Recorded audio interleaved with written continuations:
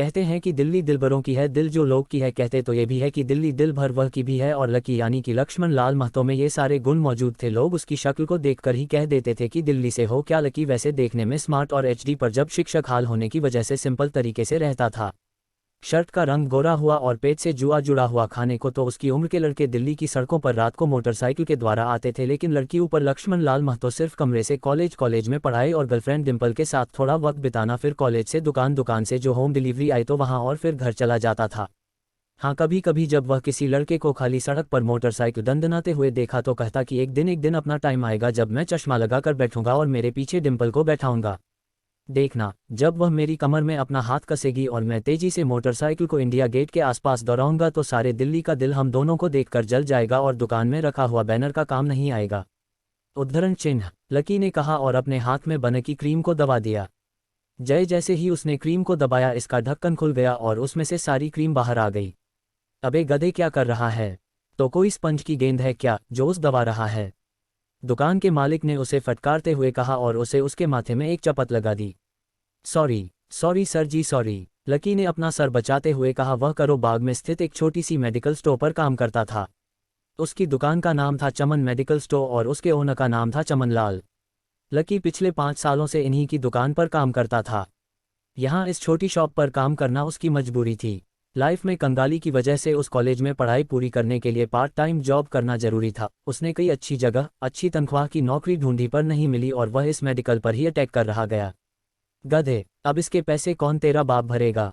कटेगा, इसका पैसा भी तेरी तनख्वाह से कटेगा और एमआरपी से डबल कटेगा। चमन ने अपने दांतों को किचमिचाते हुए कहा। गुस्से की वजह से उसकी नाक फूल गई थी और लकी की सांसें। उसने घबराते हुए ऑनर से पूछा, एमआरपी से डबल क्यों सर जी?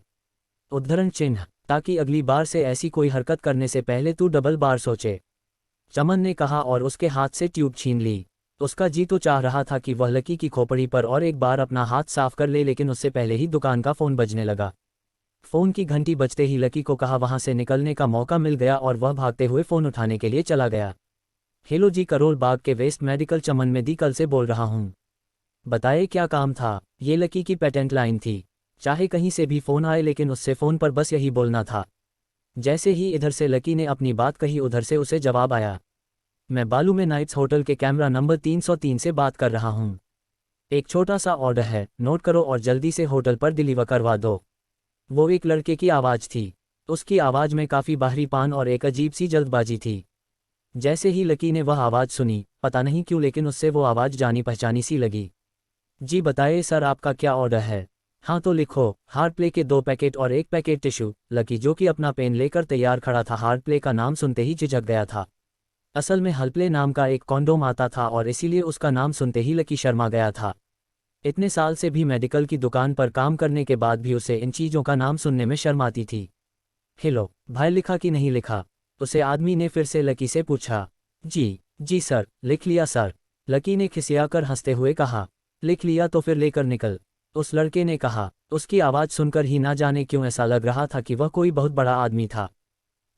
जी सर, मैं निकाल तो जाऊं लेकिन बाहर बारिश हो रही है, लकी ने कहते हुए बाहर देखा। बाहर बहुत तेज बारिश हो रही थी। उसे उनकी दुकान के सामने पानी भर गया था और तेज हवाओं की वजह से चमन मेडिकल स्टोर का बोर्ड भी गिर गया था।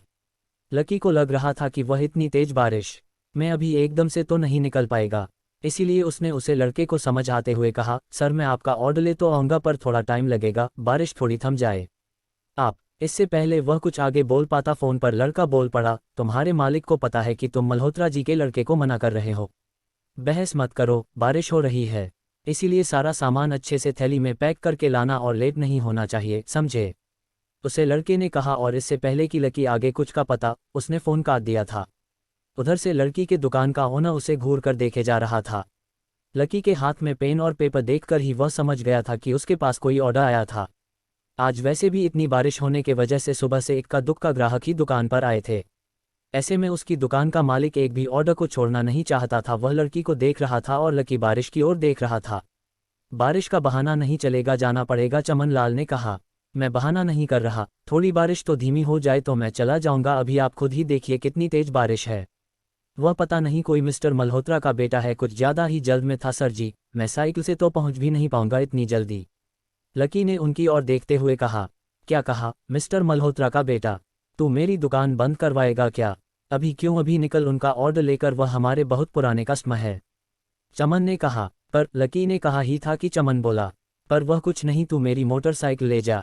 उन्होंने गुस्से में कहा, अरे सर जी, दूसरा के ऑर्डर में मुश्किल से 40 रुपये ये बचेंगे, इससे 3 गुना का तो पेट्रोल ही लग जाएगा, और अगर गाड़ी रास्ते में बंद हो गई तो और खर्चा। लकी ने समझते हुए कहा, वह जानता था कि उसका मालिक इन सब बातों पर ध्यान नहीं देने वाला था। चमन लाल बोल, कोई बात नहीं, तू जा, चाहे जो हो जाए, ग्राहक नाराज नहीं होना चाहिए, और वह तो मल्होत्रा जी का बेटा है। चमन लाल ने मोटरसाइकिल की चाबी लकी की ओर उछलते हुए कहा। लकी ने चाबी पकड़ी, उसे देखकर उसे उसके अंदर मिक्स फीलिंग आई। एक तो वह खुश हुआ कि बड़े दिनों बाद बाइक चलाने को मिलेगी, पर वहीं दूसरी तरफ दुख इसलिए हुआ कि बाइक मिली भी तो ऐसी तेज बारिश में अगर खराब हो गई तो इसकी शपथ भी उसके कर ही पड़ेगी। तो मुंह लटका कर रेनकोट और हेलमेट पहनते हुए को वहां से निकल गया बाहर। ओके, सोचा, चलो ठीक है, जो होगा देखा जाएगा, कम से कम बाइक चलने को तो मिल रही है। दरअसल लकी इतने साल काम करने के बाद भी अपने लिए एक मोटरसाइकिल भी नहीं खरीद पाया था।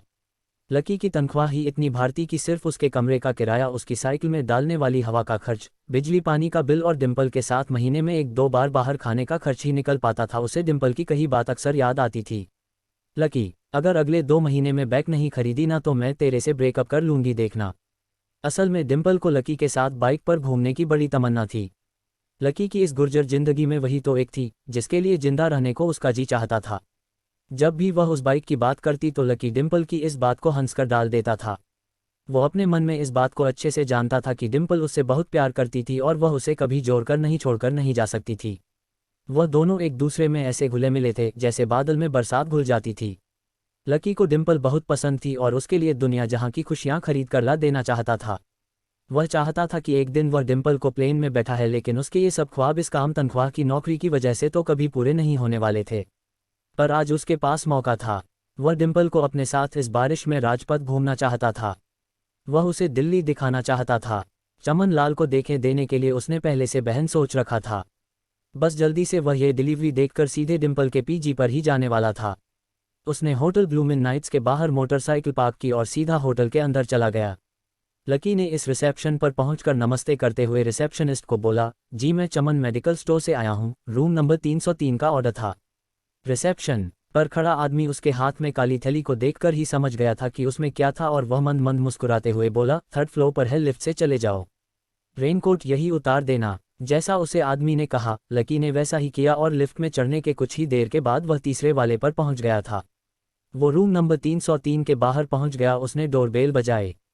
जैसे ही दरवाजा खुला, लकी ने थैली आगे बढ़ते हुए कहा, नमस्ते, मैं चमन मेडिकल स्टोर से, लकी यह आपका। इससे पहले कि लकी आगे कुछ का पता, उसकी आंखें फटी की फटी रह गई थी। उसने अपने सामने जो देखा उसके बाद उसे ऐसा लगा कि बंद छात्र के नीचे भी उसके ऊपर आसमान से आकर एक जोरदार बिजली गिर गई थी। उसके सामने एक लड़की खड़ी थी। वह लड़की और कोई नहीं बल्कि उसकी गर्लफ्रेंड डिम्पल ही थी। उसने एक पॉपुलर कलर का नेट गाउन पहना हुआ था। उसके काले घने बाल गीले थे और उसने उन्हें अपने कंधों पर फैला रखा था। उसकी खुशबू से ही यह चीज़ साफ पता चल रही थी, वह अभी नहाकर आई थी। डिम्पल, डिम्पल, तब तुम यहाँ क्या कर रही हो? लकी को अपनी आंखों पर विश्वास ही नहीं हो रहा था। उसने 2 बार अपनी पाल के झटका कर देखा, लेकिन दोनों बार उसे अपने सामने डिम्पल ही नजर आई। तुम यहाँ क्या मेरा पीछा करते हुए आए हो? डिम्पल ने उल्टा उसे के ऊपर पलटवार करते हुए कहा। लकी को देखकर उसके दिल की धड़कन भी तेज हो गई थी। उसे उम्मीद नहीं थी कि लकी यहाँ आज जाएगा। उसने ना तो सुबह से उसे फ़ोन किया था और ना ही उसके मैसेज का कोई जवाब दिया था। वो अपने मन में सोचकर बैठी थी कि वह अगले दिन खुद ही उससे मिलकर बोल देगी कि उसकी तबीयत खराब थी। डिम्पल बेबी, क्या हो गया? किस बात कर रही हो? अचानक से एक गबरू जवान सा लड़का दरवाजे के पास आकर खड़ा हो गया था। उसने बनियान और चढ़ा पहना हुआ था। लकी उसे पहचान गया था। साले राहुल के बच्चे, तेरी हिम्मत कैसे हुई मेरी डिम्पल को हाथ लगाने की? लकी में जैसे ही राहुल को देखा उसके तन बदन में मानव आग लग गई थी। वह उसे इस वक्त इतना बड़ा मन मारना चाहता था, इतना बड़ा पीटना चाहता था जिसकी कोई हद नहीं थी। लकी जी कॉलेज में पढ़ता था, राहुल और डिम्पल भी उसी में पढ़ते थे और वह कॉलेज राहुल के फादर का ही था। डिम्पल ने राहुल के पिता की एक कंपनी में जब पकड़ ली थी और राहुल उसे पर बहुत लाइन मारता था। लकी ने 1-2 बार डिम्पल को उससे दूर रहने के लिए भी कहा था, लेकिन डिम्पल ने उसे यह कहकर टाल दिया था कि वह सिर्फ अच्छे दोस्त थे। आज भी इससे पहले कि वह आगे बढ़ता, डिम्पल उन दोनों के बीच में आ गई थी। रुक जाओ, डिम्पल ने गुस्से में कहा और लकी के सीने पर हाथ रखकर उसे रोक दिया। लकी लंबी लंबी सांस ले रहा था और कुछ भी सांसों के बाद उसका गुस्सा शांत हो गया था। अब डिम्पल के पास भी छुपाने के लिए कुछ नहीं रह गया था, इसलिए उसने लकी से कहा, लकी, आज से तुम्हारा मेरा ब्रेकअप। ब्रेकअप। लकी के पैरों के नीचे से जमीन खिसक गई थी।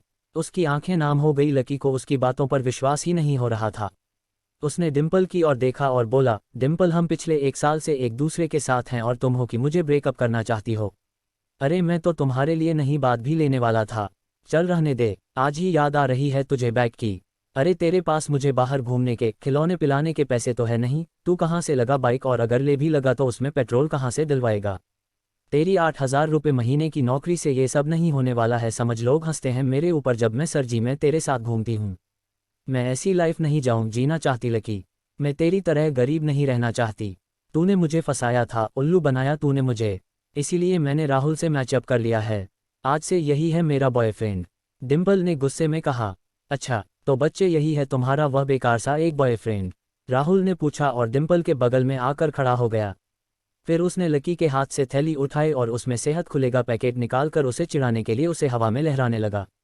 बाप रे, इससे बदबू किस्मत इंसान इस दुनिया में और कौन होगा? राहुल ने उसकी टांग खींचते हुए कहा। लकी के पास उसकी बात का कोई जवाब नहीं था। उसने गुस्से से डिम्पल को देखा और अपने हाथों की मुट्ठी खींच ली, फिर वहां से निकल गया। अबे पैसे तो ले जा, सब कुछ फ्री ही दे जाएगा क्या? राहुल ने जोर से उठाकर लगाते हुए कहा, लेकिन लकी बिना उसकी बात सुनी ही निकल गया। उसके दिमाग में डिम्पल के कहे शब्द गूंज रहे थे। उसने कभी सपने में भी नहीं सोचा था कि डिम्पल उसके साथ ऐसा भी कुछ कर सकती थी। जिस इंसान के लिए वो इतना कुछ करना चाह रहा था उससे उसकी कोई कदर ही नहीं थी। ताकि इतना हंसा हताश हो गया था कि बुरी तरह से रोने लगा था। इस बार और लिफ्ट से नहीं बल्कि सीढ़ियों से नीचे उतरा और एक एक सीढ़ी उतारने के साथ उसके आंसू आंखों से छलकते जा रहे थे। जब उसकी आवाज़ सुनकर कुछ लोग अपने कमरे से बाहर आए तो लकी ने तुरंत अपने आंसू पोंछे और तेजी वहां से भाग गया। उसे जिंदगी में पहली बार प्यार हुआ था और पैसों की कमी की वजह से न सिर्फ उसका प्यार बल्कि उसकी पूरी जिंदगी बर्बाद हो गई थी। जैसे ही लकी बाहर आया तो उसने देखा कि बाहर अंधेरा हो गया था। आसमान में तेज बिजली कड़की और बारिश जो थोड़ी थामी थी एकाएक फिर झमाझम बरसने लगी। ये देख लकी के थाने हुए आंसू एक बार फिर चालक गए। उसका दिल पूरी तरह टूट चुका था, लेकिन उसे इस बात की खुशी भी हो रही थी कि आखिर आज उसे डिम्पल का असली चेहरा नजर आ गया था। वह तो उसके साथ घर बसाने की सोच रहा था, लेकिन अच्छा हुआ कि उसने पहले ही उसका घर बर्बाद होने से बचा लिया। लकी को दुख तो बहुत हो रहा था, पर उसे ये भी लग रहा था कि आगे चलकर यही दुख उसे खुशी देने वाला था। लेकिन और एक चीज़ थी जो लकी को परेशान कर रही थी, वह थी उसकी माली हालात। उसकी जब इतनी तंग थी कि उसे फटी हुई जबकि पेंट पहनकर घूमना पड़ता था। कभी कभी तो लकी सिर्फ रोटी खाकर दिन काट देता था। वह कब से कोशिश कर रहा था कि कोई अच्छा काम पकड़ सके, लेकिन उससे कहीं कोई काम देने को राजी नहीं था। उसने टूटे हुए दिल को दिलासा देते हुए मन में सोचा कि डिम्पल पर होने वाले खर्च बच जाने से शायद उसके हालात कुछ सुधर जाएंगे, पर फिर भी वह रातों रात रईस तो नहीं हो जाने वाला था। उसने ऊपर आसमान की ओर देखा और जोर से चिल्लाया, अगर इतना ही अनलकी बनाना था तो फिर नाम लकी क्यों रखा भगवान? वो जितना जोर से चिल्लाया सकता था उतनी जोर से चिल्लाया। उसकी आवाज़ से आसपास खड़े लोग एक बार को डर गए थे। लकी ऊपर ही देख रहा था और उसके आंसू बारिश के पानी के साथ मिल गए थे। जैसे ही वह फूटकर रोने को था तभी उसके फ़ोन पर एक मैसेज आया।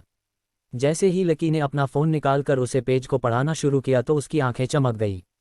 अचानक से उसके आंसू हंसी में बदल गए और जोर जोर से वहीं सड़क पर नाचने लगा।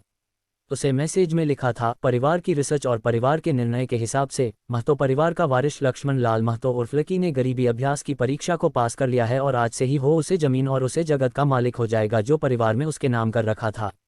वो कैसा मैसेज था? आखिर कौन था लकी? क्या थी उसकी असलियत? और वो कैसे रातों रात ही अनलकी हो गया था इतना लकी?